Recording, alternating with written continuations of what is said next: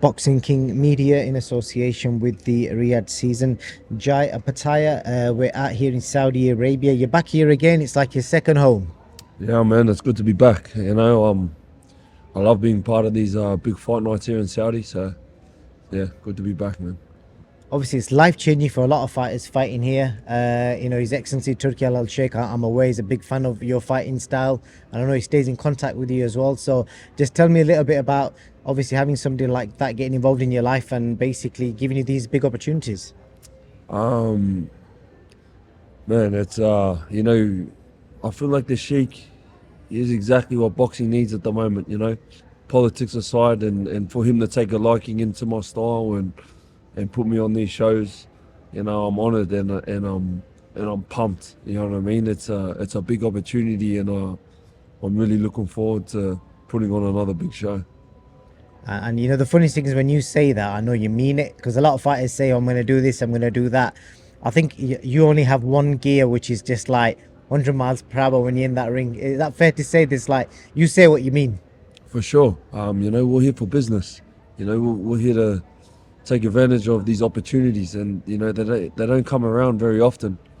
These are I'm in a real short, that small window of my life where I can really capitalize on these things. So, we're not taking nothing for granted. We know everything's earned, and we're just earning it every day. It can be taken away from us in a freaking heartbeat. There's 100,000 millions of boxers, out there that want this opportunity. So I got to keep earning it, keep earning my spot. So, we're excited.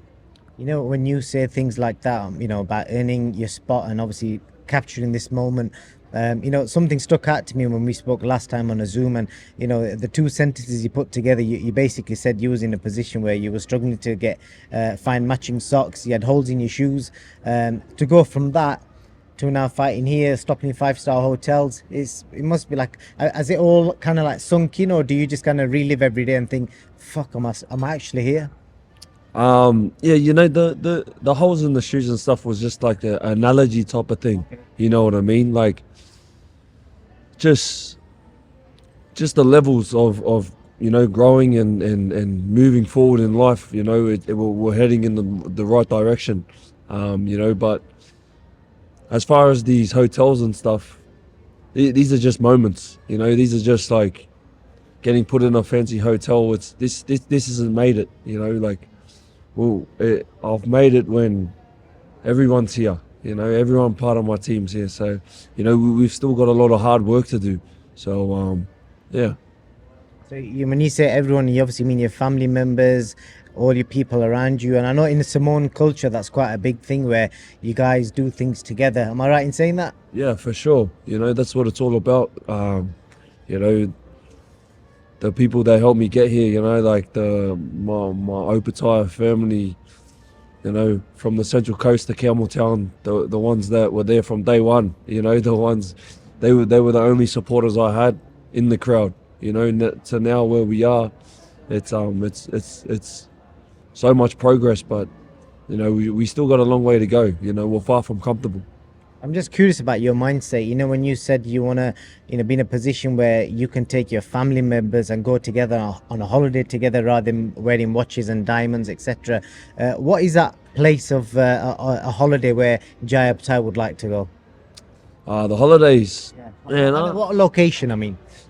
Man, I don't know. It's just I'm in the moment type of thing. We just wherever they want to go, wherever we want to go at the time. I would love to take my whole family over to Samoa.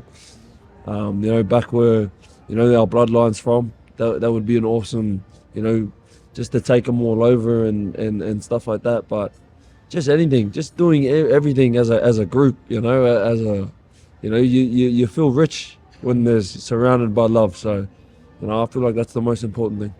I love that. That's a beautiful line. That you feel rich when you're surrounded by love. That I hope people take something from that. That's really good. And then you said the word bloodline there. When you say bloodline, like a normal person would probably think, what does it mean bloodline? Like, how important is that to you when you say bloodline? Your ancestry, you're into history. You read about the Samoan people and the struggle, and where you kind of come from. Man, it's just you know, I feel like my bloodline, or just my last name is just like it's like a badge of honor to me. You know, it's you know, the family thing, the cousins, we're all very proud, and every time I'm sort of out here in the world, it's like I'm I win, we win type of thing. You know what I mean? I'm doing it for us. So, you know, if I can do it, they can all do it. So, Um, you know, I've said this to you before. I don't think we've done said this in an interview, but you're quite an intense character. You always seem like you're just like you're fully focused on whoever you're speaking to. Like you're in the zone all the time. Have you always been like this, or did something happen at some point in your life where you just kind of just gone into this mindset where it just seems like you got obviously I said to you before you got cold eyes. Have you always been like this? well, to be honest, it's like a switch that flicks. You know what I mean? Uh, like I said, we're here for business. This is very important to us. You know what I mean? We're not here to waste time. You know, we're away from family. We're making sacrifices every day. So, you know, every day's got to count here.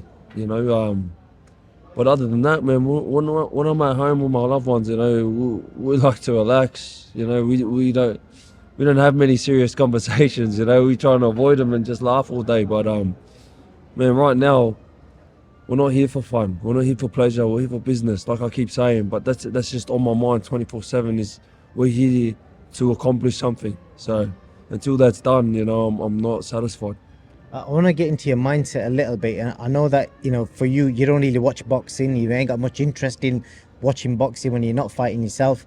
I know you're into your fishing as well. You know, is there anything else you're into? And also, what does fishing do for somebody like you who wants violence in the ring, but outside the ring, you're happy to sit there and try and catch some fish? Um, it's just a hobby that I've taken a liking to. You know what I mean? I feel like everyone's got their sort of their hobbies that they like to sort of escape from their sort of real life problems or real life stress. You know, so fishing's just my one, and yeah. Do you ever get emotional? Are you like an emotional character? Well, I get emotional when I get deep. You know what I mean? When I start talking about things that really mean something to me, you know, it's hard to sort of fight back the tears, but it's all part of it. You know, it's all part of like the things that I always say, like the stuff that makes me good. It's a blessing and a curse. You know what I mean? The feelings that I have and the emotion and the power, like the drive that I have, the commitment. It's a blessing and a curse. You know, like you said, I'm 100 miles at anything I do. You know, and that can be a positive and a negative sometimes. You know, it just depends where I channel my sort of energy. So, you know, yeah, I get emotional sometimes, but you know, I try not to. I thought it's be a good time to ask you these kind of questions before you kind of completely switch from tomorrow. But you know, just as a man to man, like there's nothing wrong with being emotional or crying or anything like that. You know, what obviously if you're comfortable talking about it, I'm just curious what is it that makes you feel like that? Because obviously people see you on camera and you come across as quite a thick-skinned person, somebody who could deal with anything. But I know everyone has like a trigger point that, you know, kind of melts you.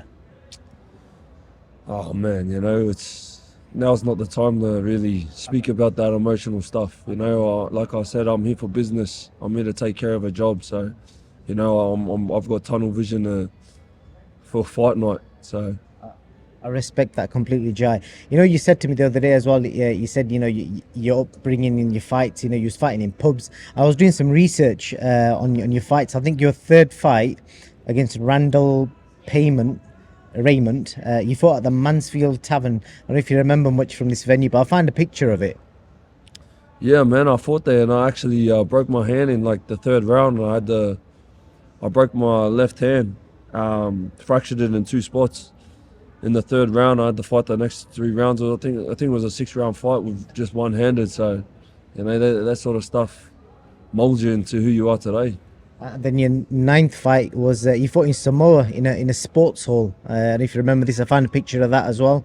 It was the sports hall in Samoa. Yeah, that was you know, fighting back in Samoa. That was such a, you know, even though it wasn't such a big arena and, you know, a big stadium fight, it was just a massive accomplishment. You know, I've always wanted to, and even till now, you know, I would love to take a world title back to Samoa.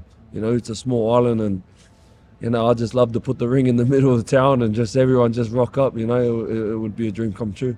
I just want somebody to understand your journey from that moment to today. Obviously, I said we're here in a 5-star hotel today, but 8 years ago you was fighting at the Mansfield Tavern. Just explain or tell somebody out there how your life can change. Like, what was fight week like there? You know, like what were you staying in? What were the changing rooms like? What was the build up like for that?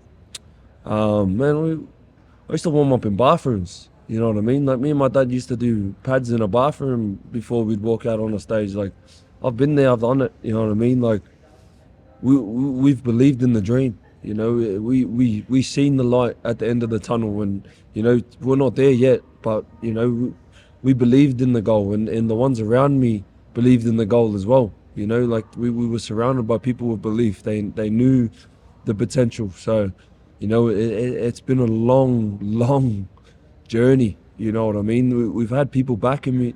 You know, I've had people that have always supported me, but it's been a lonely journey at times as well. You know what I mean? Like we go home to ourselves, staring at the roof in my bedroom. You know what I mean? Like it's not easy to get to where you are and take those steps alone and take those risks. You know what I mean? Like at any time something could go wrong, and you know I've just wasted years and years of my life dedicated to a sport where you know it doesn't give you much back, but you know, but we're here now.